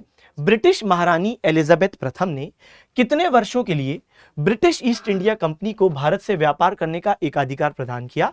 British Queen Elizabeth first granted the British East India Company the monopoly to trade with India for how many years? तो बेटा कितने वर्षों का एकाधिकार इनको दिया गया? तो सही जवाब क्या है? अगर यही क्वेश्चन डच होता तो डच संसद ने डच ईस्ट इंडिया कंपनी को 21 वर्षों का एकाधिकार दिया, लेकिन यहां पर है ब्रिटिश, तो ब्रिटिश महारानी एलिजाबेथ प्रथम ने ब्रिटिश ईस्ट इंडिया कंपनी को 15 वर्षों का एकाधिकार दिया। ओके, ठीक है, चलिए ये भी बात हमने अच्छे से समझ ली, पढ़ ली। इसके बाद अब हमको आगे बढ़ना है। हम लोग बढ़ रहे हैं डेनिश ईस्ट इंडिया कंपनी की तरफ। देखिए, आप सब बच्चे जानते हैं कि भाई हमने सबसे पहले पढ़ा कि पुर्तगाली व्यापार करने के लिए समुद्री मार्ग से सबसे पहले भारत पहुंचे 1498, फिर डच 1602 नीदरलैंड्स के, फिर हमने पढ़ा क्या? ब्रिटिश, जिसमें हमने बोला 1608, डेनिश 1616। अब देखो डेनिश कहाँ के लोग हैं, ये मैंने शुरुआत में भी बताया था। तो जो डेनमार्क के लोग हैं बच्चे, अब वो व्यापार करने आए हैं। ठीक है, जो डेनमार्क के लोग हैं भाई, तो जो डेनमार्क के लोग हैं अब वो व्यापार करने आए हैं। तो डेनिश ईस्ट इंडिया कंपनी 1616। और अंत में है फ्रांसीसी या फ्रेंच। अच्छा, ये अंतिम मुख्य कंपनी है जो व्यापार करने आई है। मैं आपको ये भी बता देता हूं कि फ्रांसीसियों के बाद भी स्वीडिश ईस्ट इंडिया कंपनी व्यापार करने आई थी। स्वीडन की कंपनी व्यापार करने आई थी, लेकिन ये कोई मुख्य कंपनी नहीं है। इसलिए जब भी क्वेश्चन आज तक आया भी है, यही आता है कि भाई अंतिम कंपनी कौन भारत से व्यापार करने आई, और वहां पर ऑप्शन में कभी स्वीडिश आज तक नहीं आया। तो जो ऑप्शंस होते हैं इनमें से होते हैं, या कुछ और होता है, स्वीडिश नहीं होता, तो जवाब फ्रांसीसी होता है कि यही अंत में आए हैं। ठीक है, लेकिन मान लीजिए कभी एग्जाम में आ जाए भारत से व्यापार करने वाली अंतिम कंपनी कौन, और वहां पे फ्रांसीसियों के साथ साथ स्वीडिश भी ऑप्शन में हो, तब आप स्वीडिश करिएगा। ठीक है, लेकिन ऐसा आज तक क्वेश्चन आया नहीं, क्योंकि इनने बड़े स्तर पर कोई व्यापार नहीं किया। इनका व्यापार भारत से नगण्य था, नेग्लिजिबल था। इस पर हम आगे चर्चा करेंगे। चलिए पहले हम डेनिश की बात करें। अच्छा, इनके ईयर्स आपको याद हो पा रहे हैं? 1498 1602 डच, 1498 पुर्तगाली, 1602 डच, 1608 ब्रिटिश। अब देखो कितना सही है, 8 16 64, तो 8 का डबल 16 और 8 का स्क्वायर 64, तो डेनिश 1616, और फिर हम पढ़ेंगे फ्रांसीसी 1664। अच्छा, यहां पे एक और चीज है जो काम की है, बताइए सर। कि भाई ये जो डेनिश है 1616 में ये जब भारत आए तो ऑलरेडी इंडिया में 3 बड़े बड़े व्यापारी मौजूद हैं, पुर्तगाली, डच और ब्रिटिश। और ऐसी स्थिति में डेनिश लोगों के लिए भारत में सफलतापूर्वक यानी प्रॉफिटेबली व्यापार करना मुश्किल भरा कार्य था कि भाई लाभ हो पाए, क्योंकि मार्केट में ऑलरेडी धुरंधर लोग बैठे हैं जो बहुत सस्ते दामों पे सामान बेच रहे हैं। तो हुआ ये कि डेनिश लोग भारत में फैक्ट्रियां जरूर स्थापित किए, लेकिन वो सफल नहीं हो पाए और उनका व्यापार घाटे में जाने लगा। और तब अंततः डेनिश लोगों ने अपनी फैक्ट्रियां ब्रिटिशों को ही बेच दी और वे इंडिया से चले गए। इससे हमको यह भी पता चलता है कि आप देखो पुर्तगाली और ब्रिटिशों में कौन सफल हुआ, तो हमने बोला ब्रिटिश सफल हुए। स्वाली का युद्ध याद है, ब्रिटिश जीते। डच और ब्रिटिशों में कौन सफल हुआ, ब्रिटिश सफल हुए, याद है, बेदरा का युद्ध। और यहां पर डेनिश लोग खुद ही अपनी पूरी फैक्ट्रियां किसको बेच के चले गए, ब्रिटिश लोगों को। तो जब सभी लोगों में ब्रिटिश लोग ही डोमिनेट कर रहे हैं, या तो युद्ध में जीत रहे हैं या फैक्ट्रियां दूसरों से खरीद रहे हैं, तो भारत में साम्राज्य किसका बनेगा, ये सोचना या इसका जवाब प्राप्त करना कोई हैरानी वाली बात नहीं है कि ब्रिटेन का ही भारत में साम्राज्य बनेगा, क्योंकि बाकी लोग उनके सामने कमजोर सिद्ध हो रहे हैं। तो डेनिश लोग अपनी पहली फैक्ट्री कहां स्थापित किए, क्योंकि फर्स्ट फैक्ट्री पर क्वेश्चन आता है। तो देखो भाई, इनकी फर्स्ट फैक्ट्री स्थापित हुई ट्रांकेबार, ये तमिलनाडु में जगह का नाम है, ट्रांकेबार में इन्हें फैक्ट्री स्थापित की थी। और इनका मुख्यालय कहां पर होगा बच्चे, श्री रामपुर, या जिसको इंग्लिश में कहते हैं सेरमपुर। असल में इस जगह का नाम तो श्री रामपुर है, लेकिन जब यूरोपीय लोग अपने लहजे में, अपने एक्सेंट में बोलते थे तो कुछ इस तरीके से बोलते थे श्री राम को, श्रीरामपुर, क्या बोलते थे, श्रीरामपुर। तो बेटा श्री रामपुर को क्या कर दिया, श्रीरामपुर। तो इस तरीके से नाम ऐसा हो गया। हमारी कई सारी एनसीईआरटी इंग्लिश मीडियम की किताबों में भी इसका नाम सेरमपुर ही है, बताओ, जबकि हम तो श्रीरामपुर बोल सकते हैं। एनीवेज, यहां पर अब हम लोग एक बार फिर से रिवाइज करते हैं। सबसे पहले हमने क्या पढ़ा, पुर्तगाली first factory 1503 Cochin, headquarter Goa. फिर डच फर्स्ट फैक्ट्री 1605 मसूलीपट्टनम और headquarter Pulicat. British first factory 1613 सूरत, हेडक्वार्टर कलकत्ता। अब आ जाओ डेनिश, डेनमार्क के, इनकी फर्स्ट फैक्ट्री ट्रांकेबार तमिलनाडु में है। इनने फर्स्ट फैक्ट्री 1620 में स्थापित की थी, ट्रांकेबार तमिलनाडु, और इनका मुख्यालय है श्रीरामपुर। अच्छा, श्रीरामपुर है कहां पे, पश्चिम बंगाल, ठीक है। तो आज श्रीरामपुर या सेरमपुर कहां पर है बच्चे, पश्चिम बंगाल, ठीक है। आइए फिर हम पढ़ते हैं फ्रेंच। क्या सर डेनिश में हमें इतना ही पढ़ना है, हाँ, क्योंकि डेनिश लोग जो हैं वो भारत में ज़्यादा सफल हो नहीं पाए। उनने फैक्ट्रियां स्थापित की, लेकिन जब उनका व्यापार पिटने लगा तो उनने अपने आप को बस ईसाई धर्म के प्रचार प्रसार तक सीमित रखा। ईसाई धर्म का प्रचार प्रसार करते गए और फिर समय के साथ इंडिया से चले गए। इनके बाद देखते हम लोग फ्रांसीसी, अब हमें जिन्हें पढ़ना है। फ्रांसीसी लोगों की जो फर्स्ट फैक्ट्री है वो वही है जो कि ब्रिटिश लोगों की भी फर्स्ट फैक्ट्री है, और वो है सूरत। तो ब्रिटिश और फ्रांसीसी दोनों की फर्स्ट फैक्ट्री कहां पर है, सूरत। लेकिन फैक्ट्री पढ़ने से पहले हम फ्रेंच ईस्ट इंडिया कंपनी के बारे में थोड़ा सा बेसिक चीज, कुछ ओरिजिन के बारे में पढ़ लें। बिल्कुल सर, पढ़ लेते हैं। तो यहां पर देखते हैं फ्रांसीसी ईस्ट इंडिया कंपनी। अब हुआ क्या कि हमने इतनी देर में बहुत सारे लोगों के बारे में बात की, हमारा कहां गया टेबल। सबसे पहले पुर्तगाली 1498 में व्यापार शुरू किए, उसके बाद डच 1602, फिर 1608 ब्रिटिश। ये व्यापार प्रारंभ करने का ईयर है। अच्छा, इसके अलावा 1616 डेनिश और अब 1664 फ्रेंच। 1664, ध्यान से सुनो, फ्रेंच ईस्ट इंडिया कंपनी की स्थापना भी 1664 में हुई और इसी साल उनने भारत से व्यापार भी शुरू किया। फ्रेंच ईस्ट इंडिया कंपनी की स्थापना किसने की है, तो जिस व्यक्ति ने स्थापना की है उसका नाम है कोलबर्ट। क्या नाम है बेटा, फ्रेंच ईस्ट इंडिया कंपनी की स्थापना करने वाले व्यक्ति का नाम था कोलबर्ट। और कोलबर्ट एक मंत्री थे, किसके, फ्रांस के एम्परर, सम्राट के, और उस समय के सम्राट कौन थे, लुई 14वें। अब आप सोचो कितनी बड़ी आलस की हद है कि एक व्यक्ति है जिनका नाम है लुई 14वें, यानी इनसे पहले 13 लुई आ चुके हैं। यानी जब भी परिवार में नया बेटा पैदा हो रहा है तो कोई क्रिएटिविटी ही नहीं है नाम नया रखने या सोचने के लिए। क्या बोला जा रहा है कि क्यों जी, आपका क्या नंबर चल रहा था, तो वो बता रहे हैं भाई हमारा तो 13वां था तो इनका 14वां रख देते। ये कोई तरीका है। और ये तो हमारी क्लास में हम लोग पढ़ रहे हैं कि लुई 14वें, ये तो लुई की श्रृंखला 15वें, 16वें, 17वें, 18वें, 19वें, 20वें, सोच इतनी आगे तक चलती जाती है। भाई हमारे यहाँ पे भी ऐसा होता है कि भाई प्रथम, चंद्रगुप्त प्रथम, द्वितीय, लेकिन हम लोग तृतीय तक जाते हैं। कभी कभार चलो थोड़ा बहुत आगे बढ़ा दिया, लेकिन 14वें बहुत बड़ा आलस। मतलब इनके घर में अगर किसी ने आवाज लगा दी लुई, तो 10-15 लुई निकल के आ रहे हैं कि हाँ भाई क्या हो गया क्या हो गया, सबका ही नाम लुई है। तो साल 1664 में कोलबर्ट ने फ्रेंच ईस्ट इंडिया कंपनी की स्थापना की। और वो किसके मंत्री हैं? वे मंत्री हैं उस समय के सम्राट, फ्रांस के सम्राट लुई 14वें के। अच्छा, फ्रांस की जो कंपनी थी, ये जो फ्रेंच ईस्ट इंडिया कंपनी जिसकी स्थापना 1664 में, इन्होंने व्यापार भी इसी साल शुरू किया, ये एक सरकारी कंपनी है। जो ब्रिटिश कंपनी थी ना, ब्रिटिश कंपनी, वो एक निजी कंपनी है, प्राइवेट है। लेकिन फ्रेंच कंपनी क्या है बच्चे? ये एक सरकारी कंपनी है। ठीक है, चल ये हमने बात की।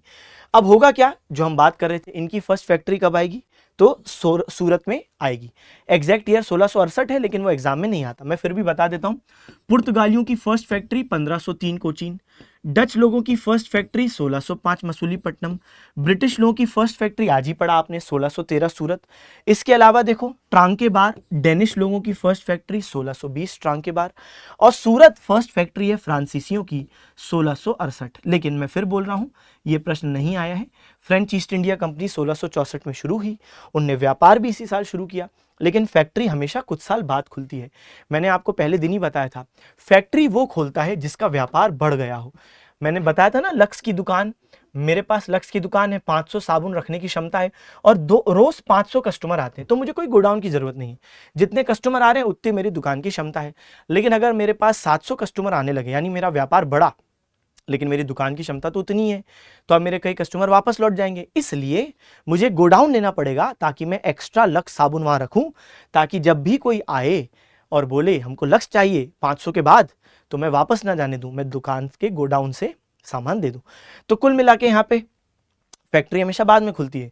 भाई पुर्तगाली 1498 में व्यापार शुरू किए, लेकिन गोडाउन कब आया? तो 1503, है ना। उसी प्रकार सब में कुछ कुछ साल बाद ही फैक्ट्रियां खुली हैं।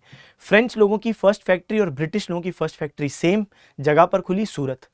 कब खुली? 1668। लेकिन इनका मुख्यालय क्या होगा? पौंडीचेरी। अब ये भी समझना बहुत इंपॉर्टेंट बात है।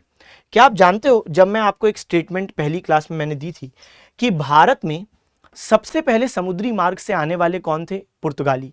और सबसे अंत में जाने वाले कौन थे? इंडिया से, वो भी पुर्तगाली थे।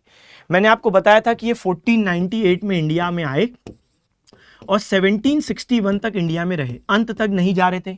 हमने एक मिलिट्री ऑपरेशन चलाया और तब जाके गोवा, हमारी सेना अंदर घुसी गोवा के और पुर्तगालियों को खदेड़ा। पुर्तगालियों के बाद जितने भी लोग आए, सब पुर्तगालियों से पहले चले गए। जैसे बेस्ट एग्जांपल मैं आपको देता हूं बार बार ब्रिटिशों का, जो इनके बाद में आए, लेकिन 1947 में आजादी देके चले गए। लेकिन फ्रांसीसी भी इंडिया में बहुत लंबे समय तक रुके थे। क्या आप जानते हो, जब ब्रिटिश इंडिया से 1947 में गए, तब फ्रेंच और पुर्तगाली दोनों ही लोग मौजूद थे। पुर्तगाली भी मौजूद हैं और फ्रेंच लोग भी मौजूद हैं। पुर्तगालियों के पास गोवा, दमन, दीव, ये वाले क्षेत्र हैं, जबकि फ्रेंच लोगों के पास पता है क्या था? उनका गढ़ पुदुचेरी, सबसे इंपॉर्टेंट पुदुचेरी उनके कंट्रोल में था। और ये लोग भी खाली नहीं कर रहे थे, ये उनकी राजधानी थी, ये उनका हेडक्वार्टर था। और जैसे पुर्तगालियों का हेडक्वार्टर क्या था? गोवा, वो खाली नहीं कर रहे थे, वैसे ही पुदुचेरी फ्रेंच लोग खाली नहीं कर रहे थे। लेकिन 1954 में भारत सरकार के आग्रह पर फ्रेंच लोगों ने समझदारी दिखाई और ये इंडिया से रवाना हो गए। अब जो मैं आपको बात समझाना चाह रहा हूं, समझिए। जब ब्रिटेन ने हमको आज़ादी दी, तो जो अधिकतर क्षेत्रों पर इंडिया के ब्रिटेन का कंट्रोल था, उनने वहां पे आज़ादी दी। लेकिन भारत के कई और क्षेत्र थे जो कुछ और यूरोपीय लोगों के पास थे, तो वो लोग तब भी थे जब ब्रिटेन चला गया। 1954 में फ्रेंच लोग इंडिया से गए और 1961 में सबसे अंत में पुर्तगाली इंडिया से गए। ठीक है जी, चले। तो फ्रेंच लोगों की फर्स्ट फैक्ट्री कहां खुली है? सूरत में। लेकिन हेडक्वार्टर कहां पर है? पुदुचेरी या पौंडीचेरी इनका हेडक्वार्टर है। ठीक है जी, चलिए, ये भी बात हमारे समझ में आ गई होगी। आइए, अब एक बहुत ही महत्वपूर्ण बात। थोड़ी देर पहले मैंने आपको बोला कि भाई इंडिया में साम्राज्य कौन बनाएगा। ये बात हमको परेशान इसलिए नहीं करनी चाहिए, क्योंकि हम देखते हैं कि जब पुर्तगाली और ब्रिटिशों की लड़ाई हुई, तो स्वाली का युद्ध, और जिसमें कौन जीता? ब्रिटिश। जब डच और ब्रिटिशों की लड़ाई हुई, जिसको हमने कहा बेदरा का युद्ध। क्या युद्ध? बेदरा का युद्ध। और इसमें कौन जीता? अगेन ब्रिटिश जीते। फिर जो डेनिश लोग आए थे वो तो सफल नहीं हो पाए, तो उन्होंने अपनी फैक्ट्री ब्रिटिशों को वैसे ही बेच दी। लेकिन अब जो भारत में सबसे बड़े प्रतिद्वंदी थे, ब्रिटेन को जो टक्कर दे सकते थे, जो हरा सकते थे। और मैं आपको सच बताऊं, अगर ब्रिटेन के बाद इंडिया में कोई साम्राज्य बनाने की क्षमता रखता था, वो फ्रेंच लोग ही थे। लेकिन फ्रेंच और ब्रिटिशों की भी लड़ाइयां होंगी। इन लड़ाइयों को हम लोग बोलते हैं आंग्ल कर्नाटक युद्ध। क्या बोलते हैं बच्चे? आंग्ल कर्नाटक युद्ध। क्या बोलते हैं? एंग्लो कर्नाटिक वॉर्स या आंग्ल कर्नाटक युद्ध इसको बोला जाता है। ठीक है सर, ये बात समझ में आ गई। आंग्ल कर्नाटक युद्ध बोलते हैं सर, लेकिन इसको आंग्ल कर्नाटक क्यों बोलते हैं? सबसे पहली बात, ये जो आंग्ल या एंग्लो है, इसका मतलब होता है ब्रिटिश।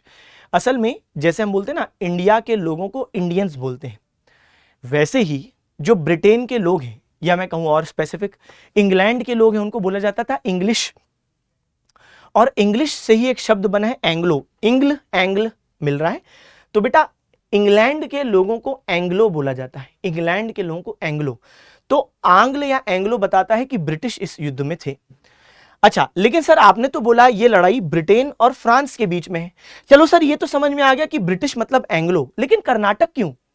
क्योंकि ब्रिटिश और फ्रेंच के बीच में जो ये आंग्ल कर्नाटक युद्ध हुए, ये जो युद्ध थे बड़े स्तर पर एक राज्य की भूमि में हुए जिसका नाम था कर्नाटक। सुनिए अच्छे से, आज का इंडिया का मैप भूल जाओ, आज का इंडिया का मैप दिमाग से निकाल दो। आज कर्नाटक राज्य यहां पर है, लेकिन उस टाइम कर्नाटक नाम का एक राज्य ये है जो मैंने ब्लू कलर से मार्क किया है। तो ये एक राज्य था जिसको इंग्लिश में हम लोग ऐसे लिखते हैं, CAR, नॉट के से नहीं। उस समय का जो कर्नाटक था उसको ऐसे लिखा जाता है, कर्नाटक राज्य। और ब्रिटिशों और फ्रेंच के बीच में जो लड़ाइयां हुई हैं, जो युद्ध हुए हैं, बहुत सारे युद्ध इस कर्नाटक राज्य में हुए। इनफैक्ट हम देखते हैं कि जो कर्नाटक के जो नवाब थे वो भी इस युद्ध में कूद पड़े। वे खुद भी कूदे इस युद्ध में और उनकी भूमि पे भी युद्ध हुए। इसलिए ब्रिटिश और फ्रेंच के बीच की इन लड़ाइयों को कहते हैं आंग्ल कर्नाटक युद्ध। और इन युद्धों में कभी ब्रिटिश जीतते, कभी फ्रांसीसी जीतते। 3 युद्ध इनके बीच में हुए, जो मैं यहां पे आपको दिखा रहा हूं। तो आंग्ल कर्नाटक युद्ध ब्रिटिश और फ्रांसीसियों के बीच में हुए 3 महत्वपूर्ण युद्ध। इन 3 युद्धों में कभी मैंने बोला ब्रिटिश जीत रहे हैं, कभी फ्रांसीसी जीत रहे हैं। और क्योंकि कर्नाटक वाले क्षेत्र भी इसमें इन्वॉल्व है, कर्नाटक के नवाब खुद भी लड़ रहे हैं और उनके भूमि पे भी कई बार लड़ाइयां हो रही है, जमीन पे, इसलिए कर्नाटक युद्ध भी इसको कहते हैं। तो जो प्रथम आंग्ल कर्नाटक युद्ध है, उसके अंदर एक लड़ाई होती है जिसको हम कहते हैं सेंट टोमे की लड़ाई या अद्यार की लड़ाई। सर समझ में नहीं आया, युद्ध के अंदर लड़ाई? हाँ, एक युद्ध कई सारे साल चल सकता है और एक युद्ध के दौरान कई लड़ाइयां होती हैं। जैसे आपने सुना होगा सेकेंड वर्ल्ड वॉर, बेटा द्वितीय विश्व युद्ध 1939 से 45 के बीच में सेकेंड वर्ल्ड वॉर हुआ। सेकेंड वर्ल्ड वॉर के दौरान कई सारी लड़ाइयां हुई। एक युद्ध के दौरान कई लड़ाइयां होती हैं, एक वॉर के दौरान कई बैटल्स होते हैं, समझ रहे? तो बहुत सारी लड़ाइयां युद्ध के दौरान होती हैं, है ना? तो डिफरेंस समझ में आया? तो वॉर यानी हम कहें युद्ध, क्या हो गया बच्चे? युद्ध। और दूसरा क्या होता है? बैटल, यानी क्या होता है? लड़ाई। तो एक वॉर के दौरान कई बैटल होते हैं, एक युद्ध के दौरान कई लड़ाइयां होती हैं। तो देखो, जो पहला युद्ध ब्रिटिशों और फ्रांसीसियों के बीच में युद्ध हुआ, बहुत युद्ध हुए, है ना? कितने युद्ध हुए? 3। तो 3 युद्ध में जो पहला युद्ध है, उस युद्ध के अंदर बहुत दिन लड़ते रहे, कई लड़ाइयां हुई। लेकिन सबसे महत्वपूर्ण लड़ाई जो हुई पहले युद्ध के दौरान, उसको हम कहते हैं सेंट टोमे या अद्यार की लड़ाई। तो पहले युद्ध के दौरान एक महत्वपूर्ण लड़ाई है जिसका नाम है सेंट टोमे या अद्यार की लड़ाई। ये 1746 में हुई, ध्यान रखिएगा। लेकिन अंत में ब्रिटिश और फ्रांसीसी लोग एक संधि के साथ पहले युद्ध को समाप्त करते हैं। संधि यानी ट्रीटी, यानी समझौता। जब भी कभी कोई 2 लोग लड़ते हैं तो लड़ने के बाद भाई वो डिसाइड करते हैं कि चलो हमने बहुत लड़ लिया, एक दूसरे को नुकसान पहुंचाया, तुम हारे मैं हारा, तुम जीते मैं जीता। उन सबके अंत में समझौता करते हैं कि अब हम लोग नहीं लड़ेंगे। तो एक दोनों पार्टी बैठ के टेबल पे समझौता करेंगी, इसको हम कहते हैं संधि। तो पहले युद्ध को खत्म करने के लिए एक्स ला शापेल नाम के शहर में संधि हुई। और क्योंकि इस शहर में संधि हुई तो इस संधि का नाम उसी शहर के नाम पे पड़ गया। जिस भी सिटी में बैठ के दोनों पार्टियां मिलकर एग्रीमेंट करती हैं, उस सिटी के नाम पे नाम पड़ जाता है। तो एक्स ला शापेल जर्मनी में एक शहर का नाम है, यहीं पर इनके बीच में शांति संधि हुई। अच्छा, फिर द्वितीय आंग्ल कर्नाटक युद्ध हुआ। ब्रिटिश और फ्रांसीसियों के बीच में एक और युद्ध। इस युद्ध के अंतर्गत कई लड़ाइयां हुई, लेकिन सबसे महत्वपूर्ण लड़ाई क्या थी? आम्बूर की लड़ाई। लेकिन अंत में यह युद्ध समाप्त हुआ पौंडीचेरी की संधि के साथ। क्या बोला ब्रिटिश और फ्रेंच ने? अब हम नहीं लड़ेंगे, बहुत लड़ाई हो गई, बहुत पैसे का नुकसान हो गया, तुम्हारे भी लोग मरे, हमारे भी लोग मरे, अब नहीं लड़ेंगे। तो पहले हुई थी एक्स ला शापेल की संधि। दूसरा युद्ध किसके साथ खत्म हुआ? पौंडीचेरी की संधि। लेकिन फिर समय के साथ नए कारण बनते हैं। जैसे आप लोग ये सोच रहे होगे, सर समझ में नहीं आ रही बात, जब ये लोग संधि कर रहे हैं अब हम नहीं लड़ेंगे, फिर लड़ क्यों रहे हैं? क्योंकि समय बहुत ज्यादा आगे बीतता जा रहा है ना, नए समय में नए कारण मिल जाते हैं युद्ध के। जैसे इंडिया और पाकिस्तान के बीच 1947-48 में पहला युद्ध हुआ, फिर हमने बोला अब नहीं लड़ेंगे। 1965 में फिर लड़ाई हुई, 1971 में फिर हुई, 1999 में फिर हुई, 2025 में नए कारण थे, उसकी वजह से फिर दोनों के बीच में लड़ाइयां हुई। तो मैं आपको ये बताना चाह रहा हूं कि जब भी कोई युद्ध के अंत में संधि साइन की जाती कि नहीं लड़ेंगे, तो वो संधियां अक्सर कुछ समय तो शांति मेंटेन करवाती हैं, लेकिन कभी भविष्य में फिर से कोई युद्ध के कारण आ जाए तो फिर लड़ाइयां होंगी, फिर युद्ध होंगे। तो कुल मिला के पहला युद्ध के अंतर्गत हमने बोला सेंट टोमे या अद्यार की लड़ाई और एक्स ला शापेल की संधि के साथ यह युद्ध समाप्त हुआ। फिर दूसरा आंग्ल कर्नाटक युद्ध, इसके दौरान आम्बूर की लड़ाई हुई, ये पौंडीचेरी की संधि के अंतर्गत समाप्त हुआ। लेकिन अब होगा तीसरा और सबसे निर्णायक युद्ध, तृतीय आंग्ल कर्नाटक युद्ध। इस बार फ्रेंच और ब्रिटिशों के बीच में एक लड़ाई होगी, वॉन्डी वॉश की लड़ाई, जिस पर एग्जाम में कई बार क्वेश्चन आ चुका है, बहुत इंपॉर्टेंट, क्योंकि इसमें निर्णय निकला। इससे पहले वाले जो युद्ध है उसमें निर्णय नहीं निकल पा रहा है। निर्णय क्या होता है कि भाई ब्रिटिश और फ्रांसीसियों में से सर्वोच्च शक्ति भारत में कौन है, ये निर्णय नहीं निकल पा रहा है। क्योंकि ये निर्णय नहीं निकल रहा है तभी तो अगले अगले युद्ध हो रहे हैं। भाई ये बात समझो, जैसे मंडे को तुम स्कूल गए और एक लड़के से तुम्हारी लड़ाई हो गई, उस लड़के ने तुम्हें 2 झापड़ मारे, तुमने उसे 3 मारे, लेकिन अगले दिन ट्यूसडे को वो लड़का फिर आ गया, तुम भी आ गए, यानी मंडे की लड़ाई ने निर्णय नहीं दिया। दूसरे दिन तुमने उस लड़के को 5 झापड़ मारे, उसने तुम्हें 3 मारे, तुम्हें लगा मैंने तो 2 ज्यादा झापड़ मारे हैं, शायद अब ये नहीं आएगा, लेकिन वेडनेसडे को वो फिर आ गया। वेडनेसडे को बच्चे तुमने चॉक स्लैम अंडरटेकर का एक मूव देखा हुआ था और वो तुमने उसे मार दिया, जिसकी वजह से वो टेबल पे गिरा, टेबल टूट गई, वो उठा, लड़खड़ाया, तुम भी घर गए, वो भी घर गया। थर्सडे को वो नहीं आया। यानी कौन सी लड़ाई निर्णायक थी? वेडनेसडे की लड़ाई निर्णायक थी, क्योंकि मंडे ट्यूसडे में अगर निर्णय निकल गया होता तो वेडनेसडे की लड़ाई होती ही नहीं। वेडनेसडे की लड़ाई हुई यानी मंडे ट्यूसडे रिजल्ट नहीं दे पाए, लेकिन वेडनेसडे को जो लड़ाई हुई उसमें फैसला। तो वॉन्डी वॉश की लड़ाई हुई, देखो तीसरे के बाद क्या हमने चौथा आंग्ल कर्नाटक लिखा है? नहीं, तो यहां निर्णय निकला। अब वॉन्डी वॉश की लड़ाई बहुत महत्वपूर्ण लड़ाई है, ब्रिटिश और फ्रेंच के बीच में 1760 में लड़ाई हुई। और यहां पर जो ब्रिटिश कमांडर थे उनका नाम था आयरकूट। क्या नाम था? आयरकूट। तो बेटा जो ब्रिटिश कमांडर हैं उनका नाम क्या है? आयरकूट, उनका नाम है बेटा आयरकूट। और जो फ्रेंच कमांडर है उनका नाम है काउंट डी लैली। तो यहाँ पे 2 नाम मैं आपको बता रहा हूं बच्चे, तो अलर्ट रहें। आयरकूट हैं जो आपके ब्रिटिश कमांडर हैं और फ्रेंच कमांडर हैं काउंट डी लैली। लेकिन ये ब्रिटिश और फ्रांसीसियों के बीच जो ये लड़ाई हुई, इसमें नाम से ही दिख रहा है, जिस व्यक्ति के नाम में ही आ रहा है कूट, बेटा वो तो कूटेगा ही, है ना। और जिस व्यक्ति के नाम में ही आ रहा है फ्रेंच कमांडर लाली, ये कोई नाम है, नाम में ही है लाली, तो ये तो खाएगा थोड़ी बहुत गाली। इस लड़ाई में लाली हार गए और आयरकूट जीत गए। भाई नाम ही रखोगे आप लाली, मतलब सोचो इनके सैनिकों को कभी पता चले कि सावधान काउंट डी लाली आ रहे हैं, सब हंसने लग जाते होंगे। तो यहां पे वॉन्डी वॉश की लड़ाई में ब्रिटिश अंततः जीते। यह युद्ध पेरिस की संधि के साथ समाप्त हुआ। तो एग्जाम में क्या पूछेगा? ब्रिटिश और पुर्तगालियों के बीच का युद्ध बच्चे, तब आप क्या जवाब दोगे? ब्रिटिश और पुर्तगालियों के बीच का युद्ध, तब आप जवाब दोगे स्वाली का युद्ध, 1611-12, है ना, स्वाली का युद्ध। कौन जीता? ब्रिटिश जीते। ब्रिटिश और डच के बीच की लड़ाई, बेदरा का युद्ध, ये मैंने आपको क्लास में पहले भी करवा दिया है, 1759। कौन जीता? ब्रिटिश जीते। ब्रिटिश और फ्रेंच के बीच की लड़ाई, वॉन्डी वॉश का युद्ध, 1760। इसको आप लड़ाई भी लिख सकते हो, स्वाली की लड़ाई, बेदरा की लड़ाई, वॉन्डी वॉश की लड़ाई। तो 1760, इसमें भी कौन जीता? ब्रिटिश जीते। जब सभी लोगों में जीते ही ब्रिटिश, तो बच्चे भारत में साम्राज्य किसका बनेगा? ब्रिटिशों का बनेगा। ब्रिटिश और फ्रेंच के बीच में ओवरऑल कितने हुए युद्ध, ये अगर कोई पूछे? 3।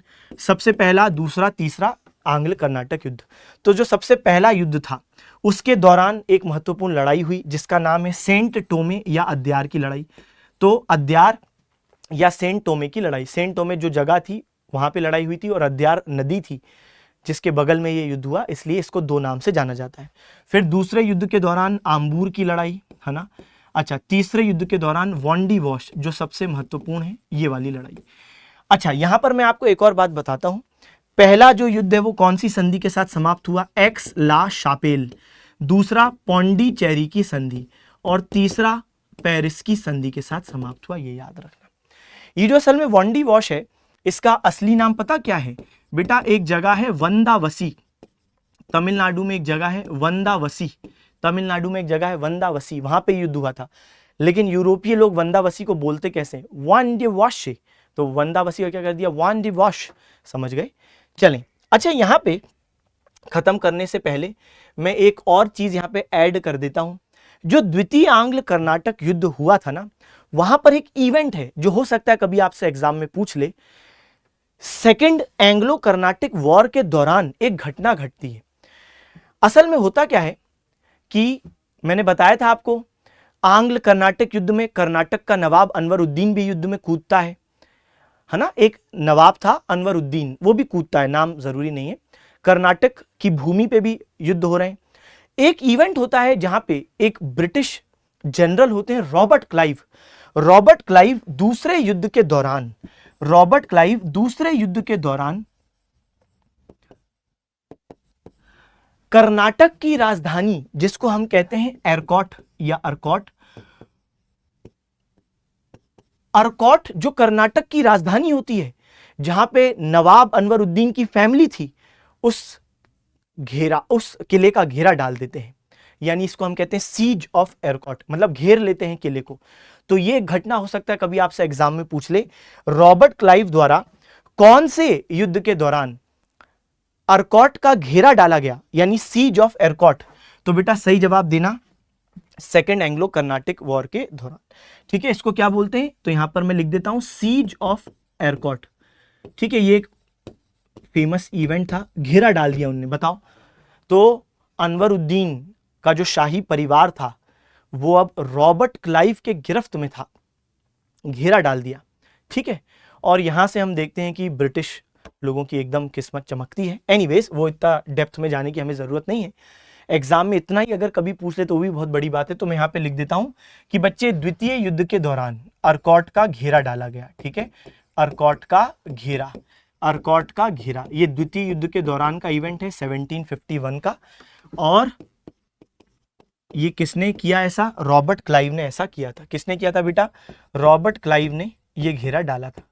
चलिए, तो मैं अपनी बात को यहां पे विराम दूंगा। एक बार वॉन्डी वॉश की थ्योरी पढ़ा दूं। 1760 में वॉन्डी वॉश की लड़ाई तमिलनाडु में लड़ी गई। अंग्रेजी सेना का नेतृत्व आयरकूट कर रहे थे, फ्रांसीसी सेना का नेतृत्व लाली कर रहे थे। अंग्रेजों ने फ्रांसीसी सेना को पराजित कर दिया। इससे फ्रांसीसियों का भारत में प्रभाव समाप्त हो गया और उनका भारत में साम्राज्य बनाने का सपना भी अब ध्वस्त हो गया। ठीक है बच्चे, चलिए, तो ये हमने पूरी बात कर ली। मुझे आशा है कि आप लोग यहाँ तक मेरे साथ बने हो। मैं अपनी बात को यहाँ पे विराम दूंगा। बस एक बार मैं ये स्लाइड वापस दिखा दूं। जब तक मैं सेटिस्फाई नहीं हो जाता मैं क्लास नहीं छोड़ता।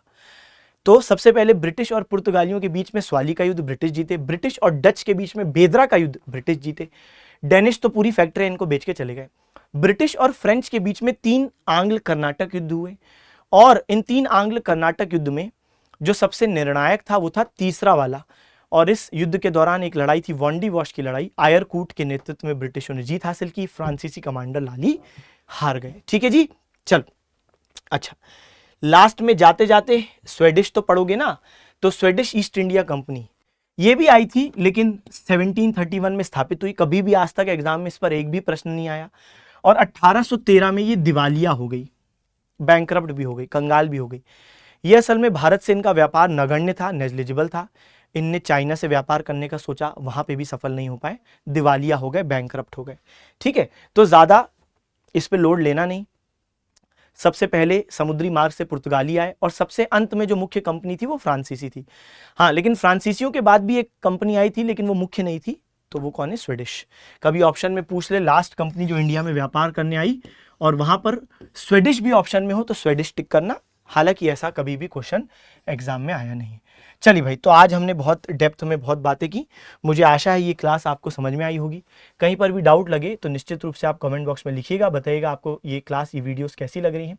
मैं आपको चलो एक क्वेश्चन देता हूं, आप भी कमेंट सेक्शन में जवाब देना क्वेश्चन का। तो ब्रिटिश और फ्रांसीसियों के बीच में 3 आंग्ल कर्नाटक युद्ध हुए। इसमें पहला, दूसरा और तीसरा युद्ध हमने पढ़ा। पहले युद्ध के दौरान सेंट टोमे या अद्यार की लड़ाई हुई और ये एक्स ला शापेल की संधि के अंतर्गत यह युद्ध समाप्त हुआ। दूसरे युद्ध के दौरान आम्बूर की लड़ाई हुई और ये जो युद्ध था ओवरऑल, ये किस संधि के साथ समाप्त हुआ, यह आपको कमेंट सेक्शन में बताना है। जो तीसरा युद्ध था उसके दौरान वॉन्डी वॉश की लड़ाई हुई और ये पेरिस की संधि के साथ समाप्त हुआ। तो ये जो दूसरा युद्ध है ये कौन सी संधि से समाप्त हुआ, ये आप कमेंट सेक्शन में बताइएगा। पढ़ते रहें, सिलेक्शन लें, माता पिता का नाम रोशन करें। Okay, bye bye, thank you, टाटा, सी यू अगेन।